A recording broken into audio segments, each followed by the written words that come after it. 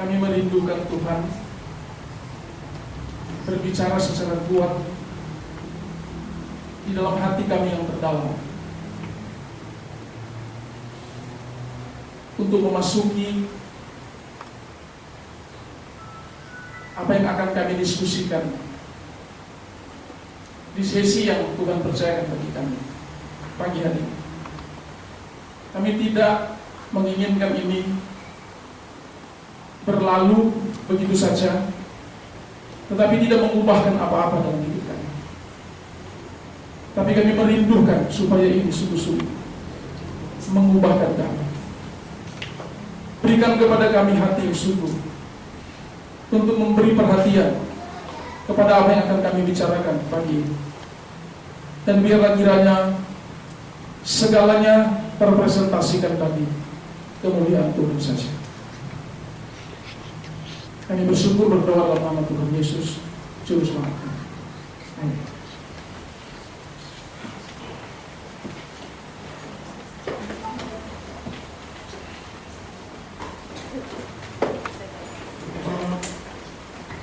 Shalom.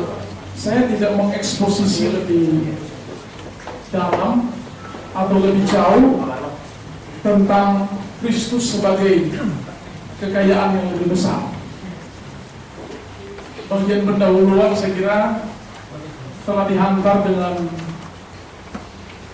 pemaparan khotbah yang begitu lugas dari Pak Pendeta Maksi, dan saya kira juga akan ditutup dengan ibadah KKR yang akan dipimpin oleh Pak Pendeta Robert Tusera.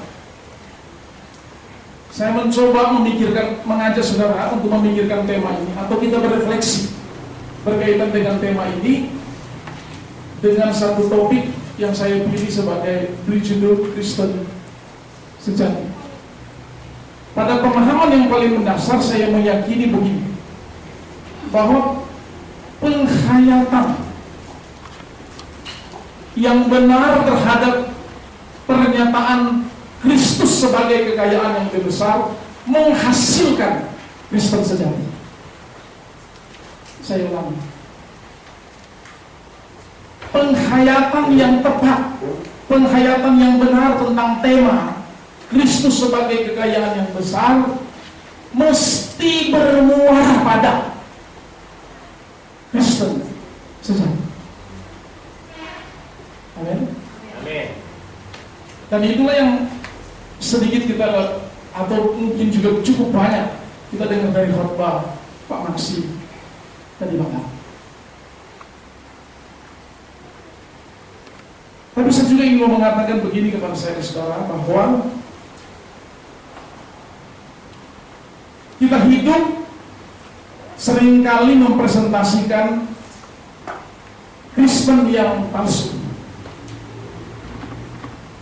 Karena lawan daripada Kristen sejati adalah Kristen yang palsu. Seringkali kita hidup di dalam mempresentasikan satu kehidupan yang bukan Kristen sejati, tapi Kristen yang palsu. Tapi saya ingin saudara dan saya sungguh-sungguh memikirkan apa yang akan kita bicarakan ini, dan benar-benar kita mengerti. Dan bukan cuma mengerti, tapi kemudian mulai menghidupi apa itu sebenarnya Kristen sejati.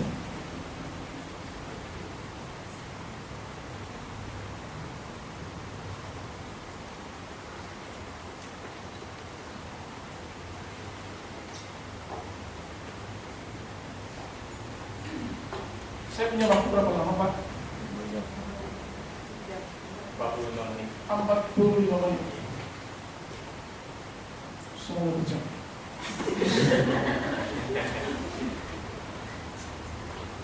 Jadi Pak Umar bilang ke saya, kalau lebih kurang dari 45 menit, itu rahasia kita berdua kayaknya.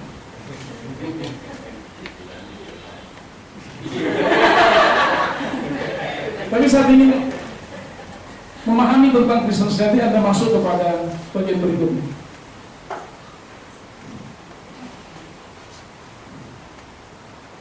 Sebuah pertanyaan penting berkaitan dengan Kristen sejati adalah,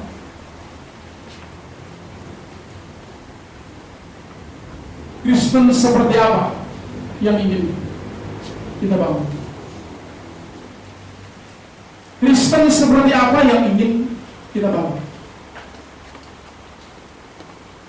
Mari pikirkan baik-baik. Lanjut. Apakah kita sedang atau ingin membangun Kristen sejati dan kita sedang mencari pengaruh yang besar dengan segala kekuasaan yang mungkin akan Anda peroleh? Atau yang berikutnya, Anda sedang mencari pengakuan-pengakuan, Anda mau mengerjakan banyak hal supaya kemudian Anda akan diakui? Atau mungkin yang ketiga, materi yang melimpah. Ada banyak sekali orang Kristen, tak terkecuali hamba Tuhan,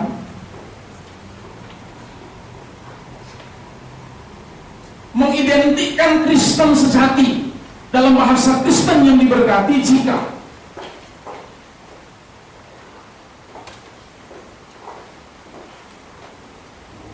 dia mencapai atau dia mencari seorang hamba Tuhan yang begitu berpengaruh, hamba Tuhan yang begitu punya otoritas, hamba Tuhan yang selalu didengar,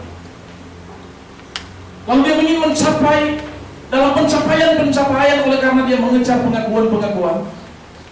Dan tak terkecuali kadangkala dalam bahasa yang sering kali kita dengar, seperti yang dibawakan materi menjadi ukuran.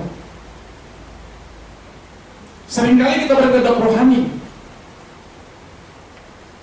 bahkan dalam melayani Tuhan, tapi sebenarnya sejati yang sedang kita kejar atau yang sedang kita bangun adalah membangun Kristen yang berorientasi pada materi.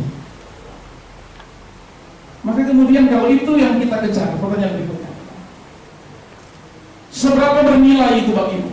Kalau itu sebuah pengaruh yang engkau ingin capai, maka selanjutnya, lebih pakai ini bisa. Atau saya grafik.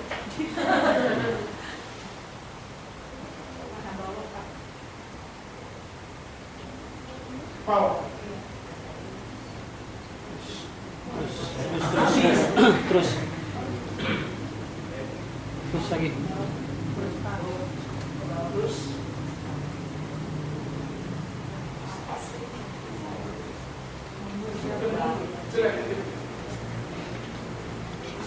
Udah manual aja.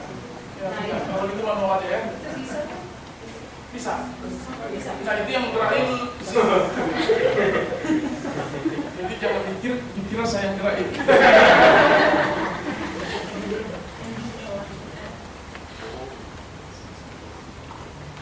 Ya.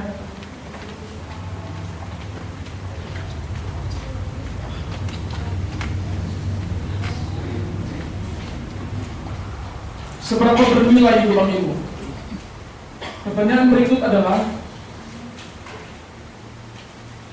seberapa puas Anda menikmati? Selanjutnya adalah, seberapa lama nilai itu bertahan bagi? Jadi kalau yang sedang kita bangun adalah pengaruh, yang sedang kita bangun adalah pengakuan-pengakuan, yang sedang kita bangun adalah mencari materi yang berlimpah, maka Anda harus bertanya, seberapa bernilai itu bagimu? Seberapa puas Anda menikmati itu? Dan kemudian pertanyaan yang ketiga adalah, seberapa lama nilai itu bertahan bagimu?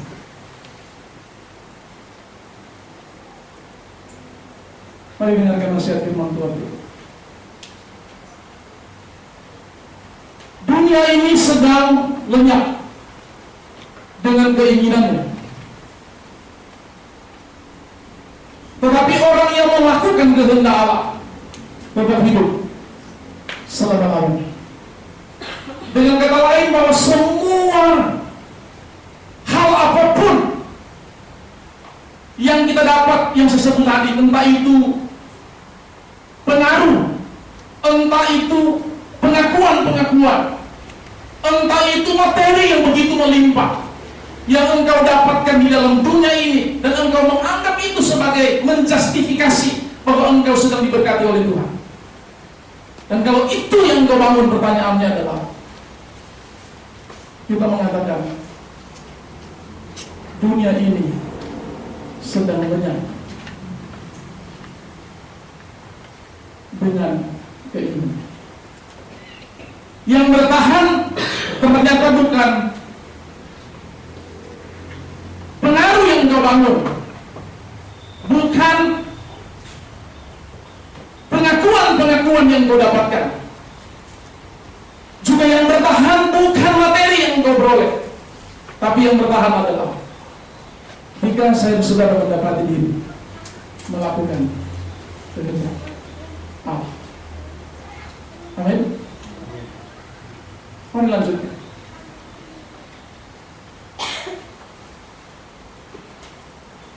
Mengapa kita hidup di dalam tantangan kita seperti ini?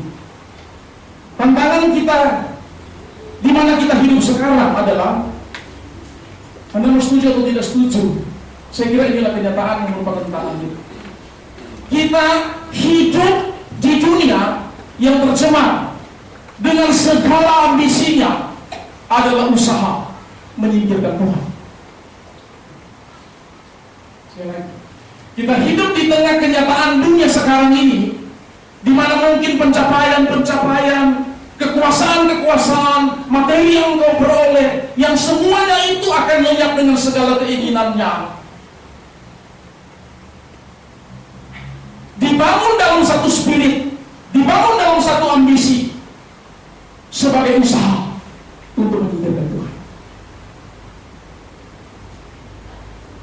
Saya ingin mengatakan begini, seluruh sistem Alkitab ingin mengatakan, Anda baca di dalam teologi Yohanes, seluruh apa yang dikatakan oleh dunia ini bukan cuma sekedar tempat. Dunia yang diterjemahkan dari kata kosmos itu tidak sekedar bicara tempat, tetapi bicara satu sistem yang rapi, sistem yang dikendalikan oleh penguasa dunia ini, dan sistem itu masuk ke semua lini kehidupan, tak terkecuali di dalam gereja.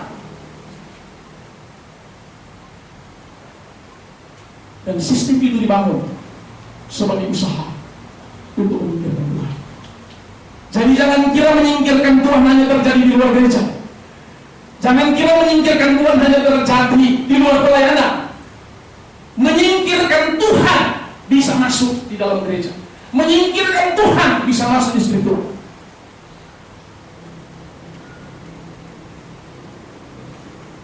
Menyingkirkan Tuhan bisa masuk di semua kehidupan kita.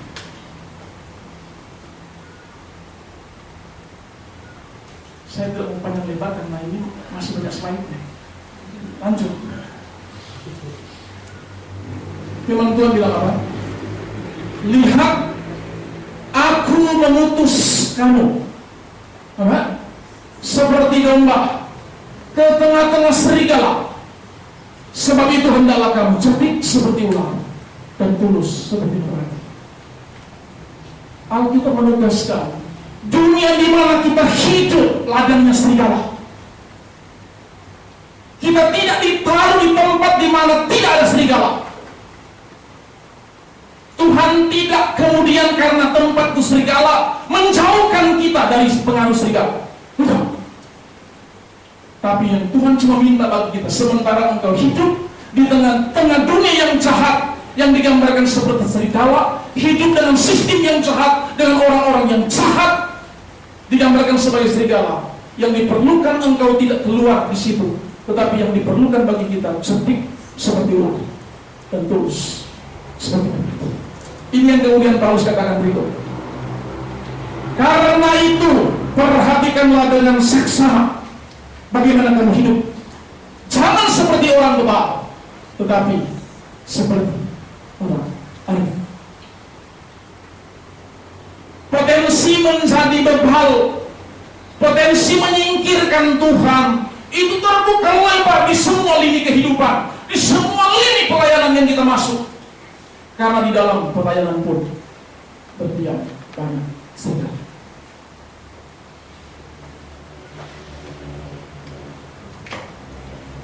Anda baca Alkitab, tidak ada tempat, tidak ada sistem yang tidak dimasuki oleh setan. Tidak ada tempat. Tidak ada tempat. Dan dunia bukan cuma sekedar tempat, tetapi satu sistem yang rapi, sistem yang dikendalikan oleh setan dengan usaha menyingkirkan Tuhan. Dan itulah yang membuat iblis jatuh pada awalnya.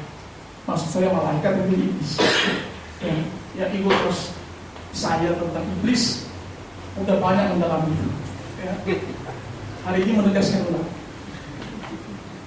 Maka kemudian apa yang harus kita buat? Kita harus membuat pilihan. Hidup di dalam Tuhan atau menyingkirkan Tuhan.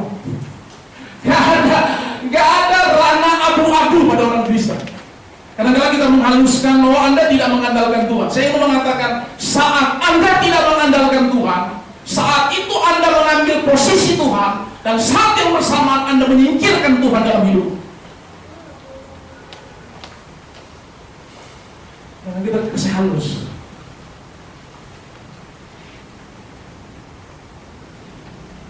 Tidak boleh tidak mengandalkan Tuhan. Saya mau bertanya, ketika saya dan saudara tidak mengandalkan Tuhan, saat yang bersama saya dan saudara sedang tidak hidup di dalam Tuhan, dan saat yang bersamaan itu saya dan saudara sedang menyingkirkan Tuhan. Pertanyaan bagi saya dan saudara, berapa sering kita menyingkirkan Tuhan dalam hidup?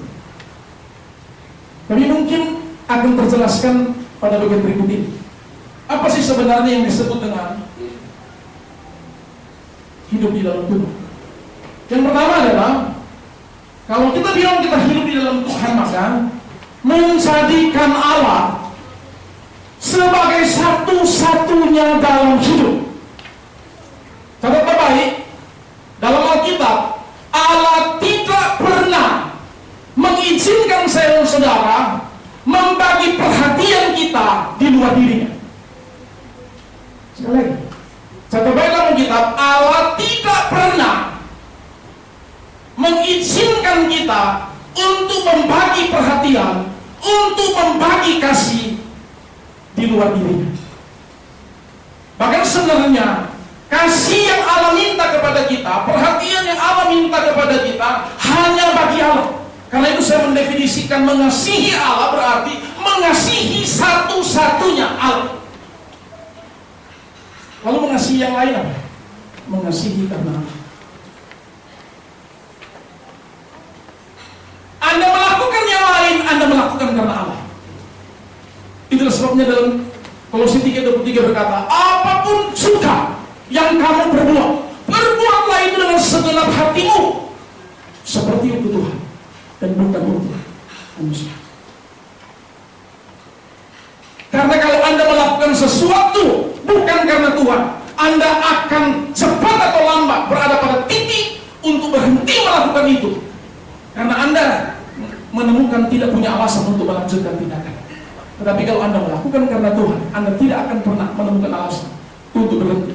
Kalau kita berkata, Allah masih. Karena itu bagian berikutnya, menyatukan hidup di dalam Tuhan berarti menyatukan segala tindakan kita dengan kasih kita kepada Allah. Tidak boleh termasuk Anda sedang game-game sebentar. Kalau Anda melakukan itu, tidak sedang melakukan menyatukan kasih Allah Anda dengan Allah, Anda sedang tidak hidup di dalam Tuhan.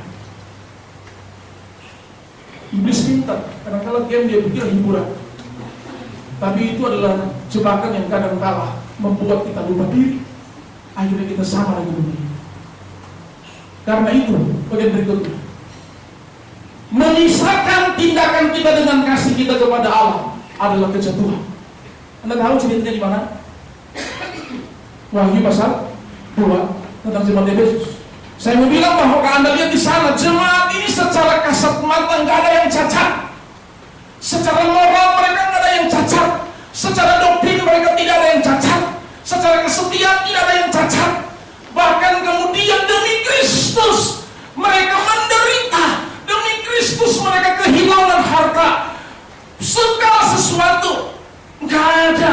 yang nggak baik pada diri mereka. Saya suka bersesumbar.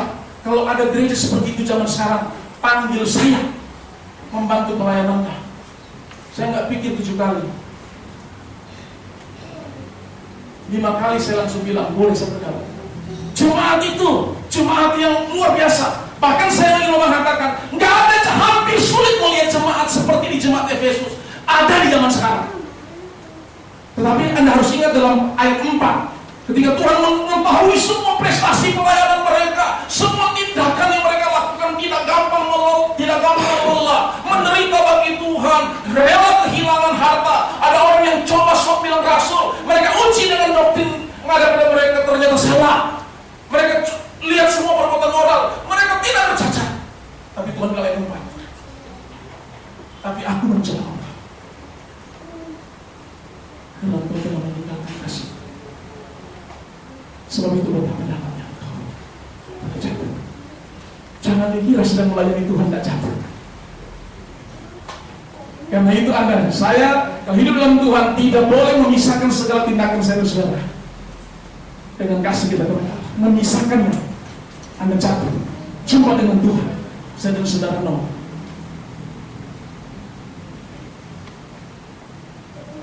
Apa itu hidup menyingkirkan Tuhan? Ini sebenarnya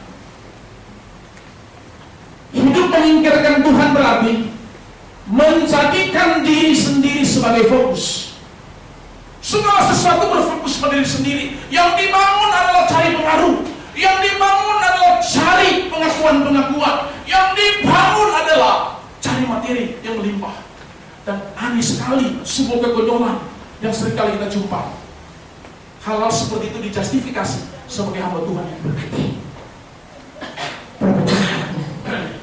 Berapa gaji? Berapa kali engkau dipanggil karena engkau begitu berpengaruh? Aneh sekali. Hidup sedang berfokus pada situ. Itu berarti saya sedang menyingkirkan Tuhan. Lalu yang kedua, hidup menyingkirkan Tuhan adalah semua perhatian kepada semua hal yang berurusan dengan kekinian sebagai hal yang penting. Yang terpenting bagi dia bagaimana tercukupinya segala sesuatu yang berhubungan dengan pemenuhan kekinian.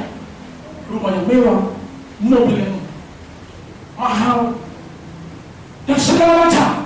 Dan tidak jarang hamba Tuhan terdegradasi untuk meninggalkan panggilannya karena faktor kekinian. Teman saya barusan SMS saya minta nonton di YouTube.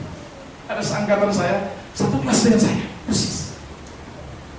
Mungkin Pak Yohanes kakak tingkat, kita jadi kenal juga orangnya. Satu kelas dengan saya, prestasinya luar biasa. Dia sempat menjadi salah satu ketua STI cabang.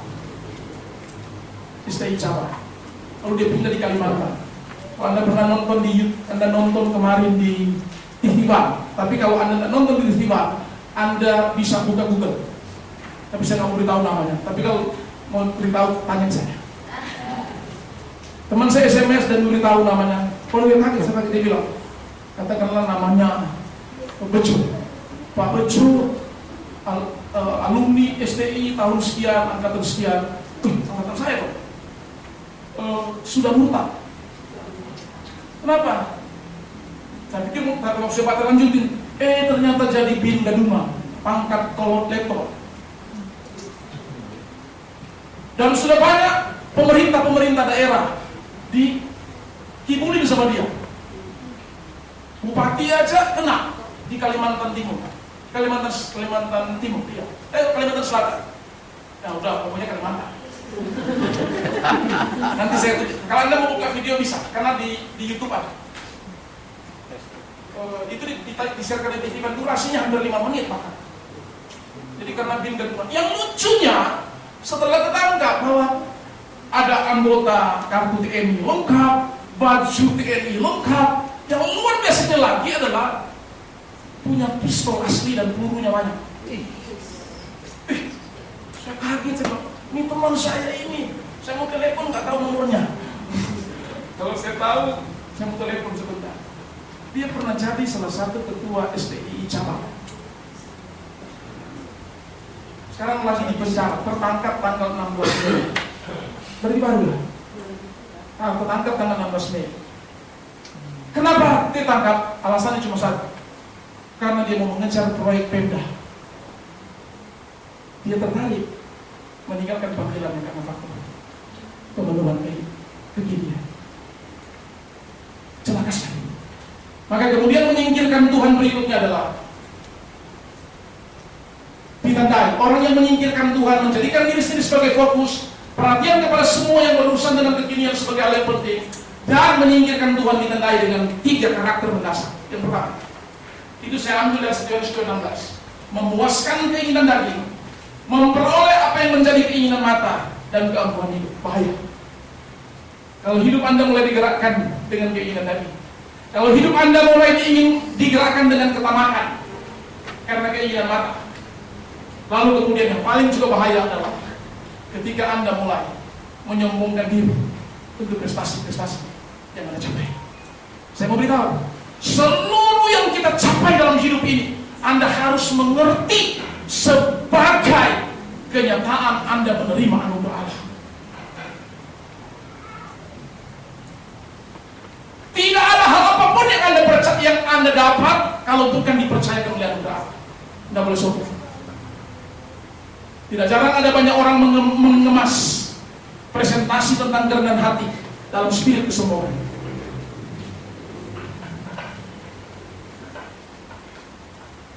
Yohanes 2 ayat 16. Maka kemudian kalau begitu, apa yang harus kita pikirkan selanjutnya? Nilai Kristen sejati itu adalah 3. Paling tidak 1. Ini yang harus kita ingat. Nilai Kristen sejati adalah kita tidak memilih menjadi orang percaya, tetapi kita dipilih Allah untuk menerima anugerahnya yang tak terhindarkan. Syukur itu. Enggak ada hal yang baik yang dilihat Allah pada diri kita menjadikan saya dan saudara Kristen, kecuali saya dan saudara mendapati menerima anugerah Allah, dan itu tidak terhindarkan. Makanya saya berarti kalau belajar astrologi berarti saya percaya Islam anugerah itu irresistible. Itu nilainya. Syukur itu. Tidak semua dipercayakan kepada semua manusia. Kebenaran tidak dipercayakan kepada semua. Saudara-saudara dipercayakan itu. Syukur itu. Lalu yang kedua, nilai Kristen sejati adalah kekristenan bukan sebuah identitas untuk dikagumi. Saya menerima anugerah Allah, puji Tuhan, haleluya dan segala macam. Ku kagum Engkau Tuhan dan segala macam. Tetapi kekristenan bicara tentang sebuah pengalaman hidup berjalan bersama Allah. Saya dan saudara akan sungguh-sungguh berjalan di dalam Kristen yang sejati apabila saya dan saudara memastikan setiap hari saya dan saudara hidup dalam kenyataan berjalan bersama dengan Allah. Setelah saya dan saudara menerima anugerah Allah, saya dan saudara memastikan berikutnya adalah hidup berjalan bersama. Sebab ini tujuan Tuhan bagi kita yang ketiga. Pemenuhan akan makna hidup hanya ada di luar aku, kamu tidak dapat berbuat apa-apa. Bukan pengakuan yang memenuhkan nilai hidup kita. Bukan pengaruh yang kita dapatkan yang memenuhkan hidup kita. Bukan materi yang melimpah yang memenuhkan hidup kita. Tetapi pemenuhan hidup yang sejati adalah kepastian ketika Anda berjalan bersama dengan Tuhan. Berarti saya sudah hidup. Ya. Pertanyaan yang terpenting berikutnya adalah bagaimana kita mengerjakannya? Bagaimana kita mengerjakan nilai Kristen sejati seperti itu? Ini sudah berapa menit, Pak? Masih. Milikilah cara pandang Kristen. Milikilah cara pandang Kristen. Apa itu cara pandang Kristen? Yang pertama, kekristenan adalah kehidupan kehidupan yang telah diubahkan. Kamu dahulu mati oleh pelanggaran-pelanggaran dan dosa-dosamu. Tetapi oleh karena Allah yang kaya dengan rahmat-Nya telah menghidupkan kembali bersama-sama dengan Kristus Yesus. Anda dan saya, saudara, harus mengerti benar bahwa posisi saya dan saudara adalah kehidupan yang sudah diubahkan. Maka bagian yang berikut adalah kekristenan memiliki cara pandang sendiri dalam memahami tentang kehidupan.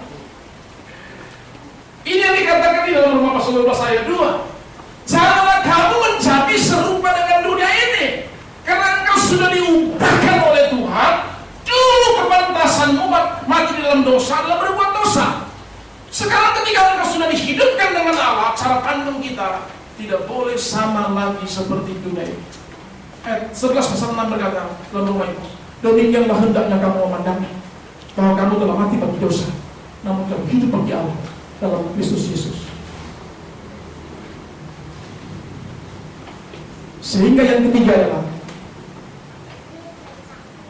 kekristenan dibentuk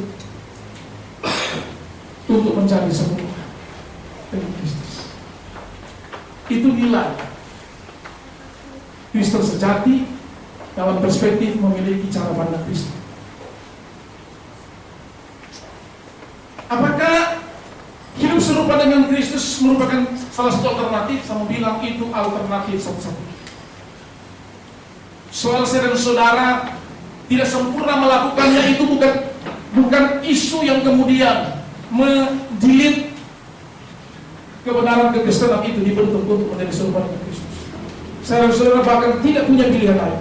Celakanya kebanyakan orang Kristen tadi kagumi bahwa dia adalah orang anak Tuhan, tetapi tidak menjalani hidup sebagai Kristen. Saya dan saudara cuma dibentuk, disiapkan untuk hidup serupa Kristus dan tidak lain. Itu yang dibilang dalam Efesus pasal 2 ayat 8 sampai 10. Pasal 2 ayat 8 9 bicara tentang bagaimana prinsip saya sudah diselamatkan karena anugerah. Ayat yang ke-10 kemudian mengatakan, karena kita ini buatan Kristus, diciptakan dalam Allah untuk melakukan pekerjaan baik yang dipersiapkan Allah sebelumnya. Ia mau supaya kita hidup di dalamnya. Sehingga saudara sebenarnya diselamatkan dengan tujuan bukan sekedar surga, tetapi saudara diselamatkan untuk berbuat baik. Amin. Yang berikut, milikilah komitmen sebenarnya. Jadi apa? Milik cara pandang Kristen untuk menghidupi nilai Kristen. Sekarang milikilah komitmen sepenuh hati. Komitmen sepenuh hati adalah kekristenan dijalani sebagai hidup yang dipersembahkan kepada Allah. Ini jelas. Roma pasal 12 ayat 1 kan bilang, karena itu saudara demi kemurahan Allah aku menasihatkan kamu supaya kamu mempersembahkan tubuhmu sebagai persembahan yang hidup, yang kudus dan yang berkenan kepada Allah. Hidup Kristen harus dijalani di dalam komitmen, karena kekristenan dijalani sebagai hidup yang dipersembahkan kepada Allah. Karena itu hidup sebagai Kristen harus dijalani dengan komitmen. Kekristenan tanpa komitmen adalah sebuah kemungkinan.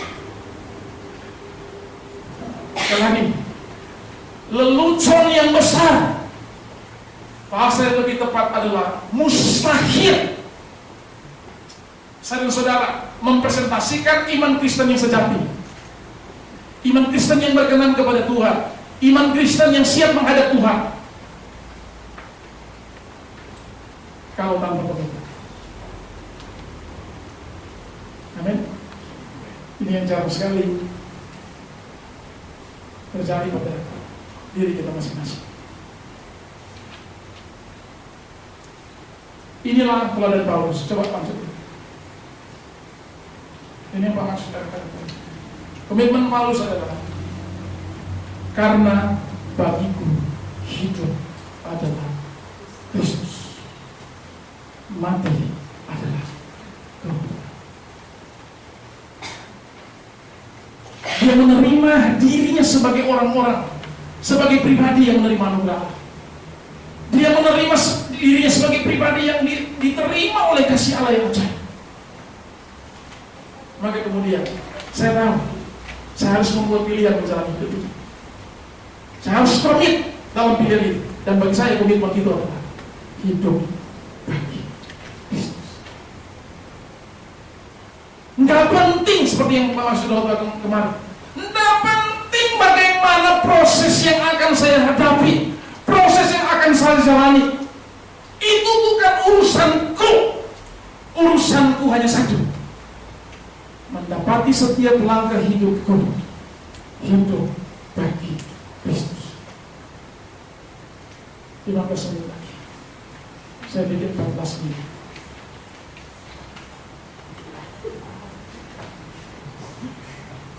Bagus, 15 menit.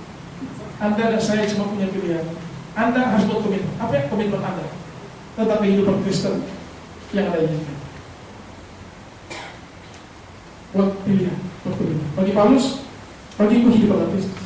Dan Anda tahu, sebagai akibat hidup bagi Kristus, Anda mulai baca pasal 3, dia mulai menganggap apa yang dulu merupakan keuntungan bagiku, sekarang gua anggap rugi karena Kristus.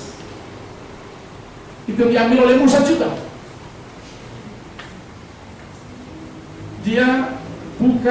Musa bukan bermasalah tentang kekuasaan, bukan bermasalah. Dia tidak punya masalah untuk meraih kekuasaan. Oh, dia penerus. Setelah dewasa, itu menunjukkan bahwa dia sudah siap memerintah. Tapi pada akhirnya dia bilang, karena Kristus dan itu komitmen hidupnya. Saya mau jadi putri Firaun.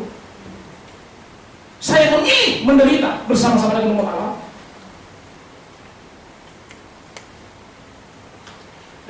Dan hidup saya arahkan kepada Kristus, kepada Tuhan. Ini luar biasa. Anda tidak mungkin, saya dan saudara tidak mungkin menjalani kehidupan Kristen yang benar sebagai representasi dari pengakuan Kristus sebagai kain yang lebih besar tanpa komitmen. Anda mencoba menjalani kehidupan seperti itu adalah sebuah kegagalan.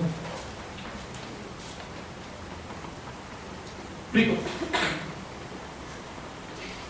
Yang ketiga berarti berfokuslah pada nilai-nilai kegagalan.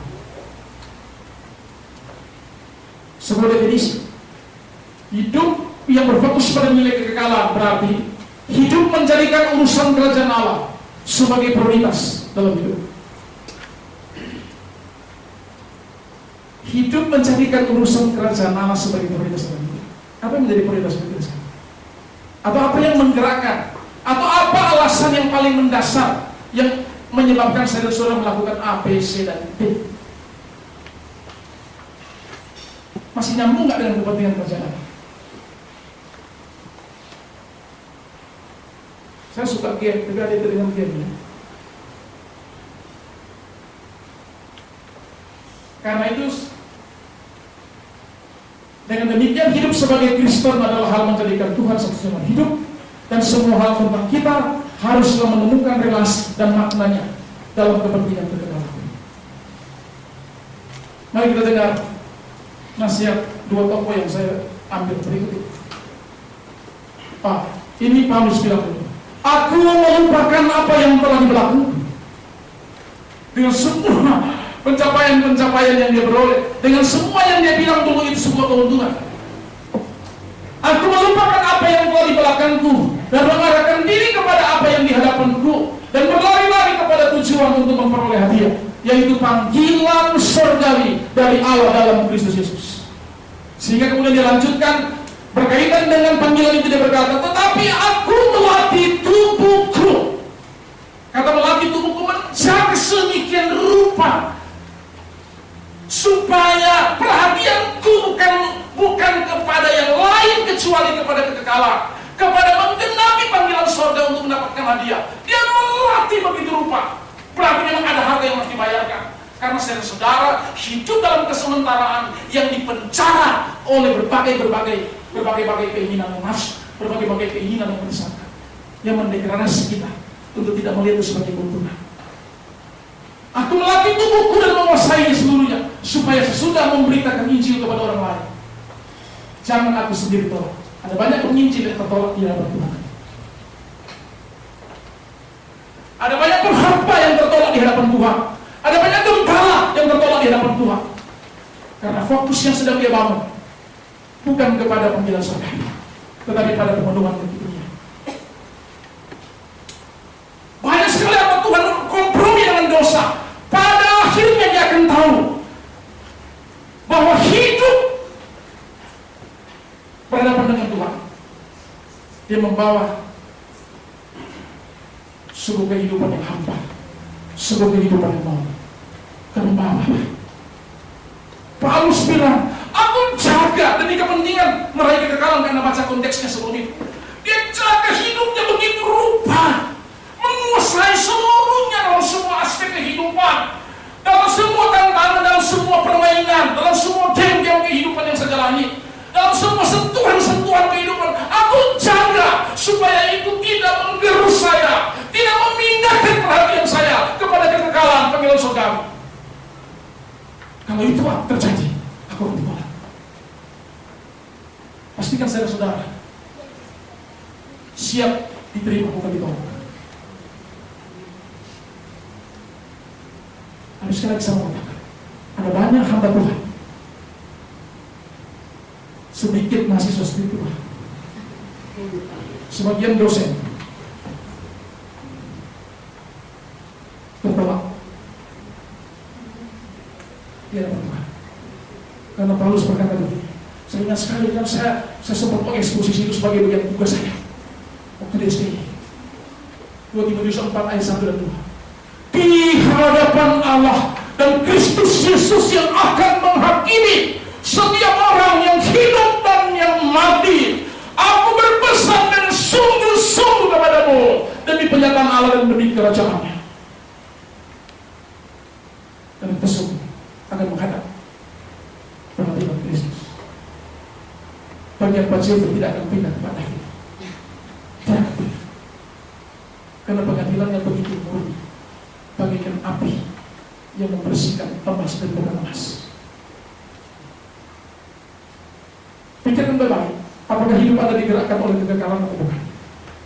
Musa hidupnya digerakkan oleh kekekalan, sehingga yang dilihat orang pada waktu itu sebagai segala-galanya, Musa menganggap yang dilihat itu yang tidak segala-galanya, yang belum dilihat, tetapi itu sebenarnya segala-galanya, sebagai yang paling berarti, menyebabkan kita berkata penghinaan karena Kristus sebagai kekayaan yang besar.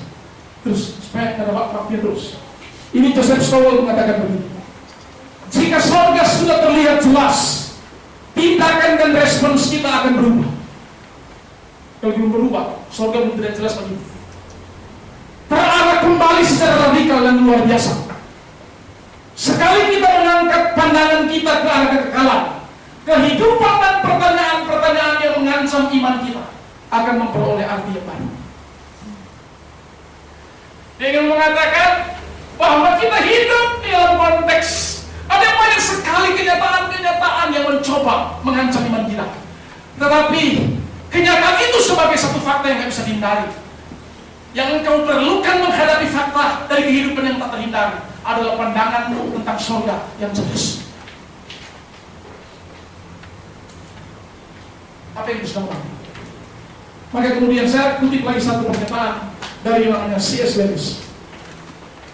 Jika Anda membaca sejarah, Anda akan mendapatkan bahwa orang Kristen yang berbuat paling banyak untuk dunia dewasa ini, justru mereka yang paling banyak berpikir tentang dunia yang berikut.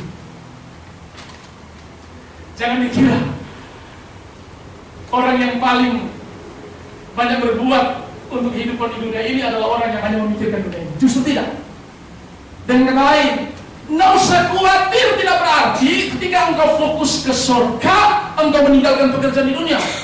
Seperti apa yang dikatakan oleh Pak Mas tadi, kerjakan semua yang engkau kerjakan di dunia ini, kerjakanlah itu semaksimalmu, tetapi jangan mengganggu perhatian surga. Itu C.S. Lewis bilang. Finally, Kristen seperti apa yang kita mau? Saya ingin mengatakan ini. Pada akhirnya, Kristen sejati menemukan dirinya dalam perilaku, bukan dalam penghayatan, bukan dalam pemaknaan, tetapi dalam perilaku. Kristus sebagai kekayaan yang lebih besar. Saya dan saudara tidak sekedar menghayati itu untuk menyegarkan pikiran kita. Kalau itu yang Anda lakukan, tidak usah retreat. Kalau kita membahas tema Kristus sebagai kekayaan yang lebih besar, tidak mengubahkan hidupmu, tidak menjadikan Kristenmu lebih serius, tidak menjadikan engkau lebih memikirkan Tuhan, engkau buang-buang dana dan waktu.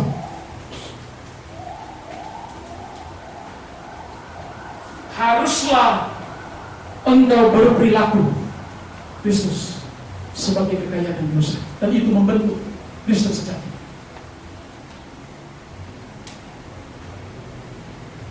Habis, lanjut lagi.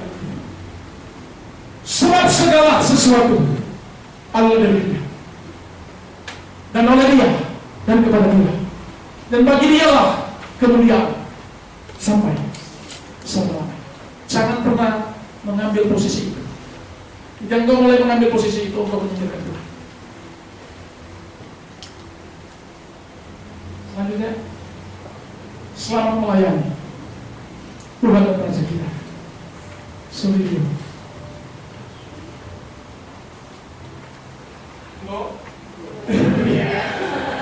Puji Tuhan.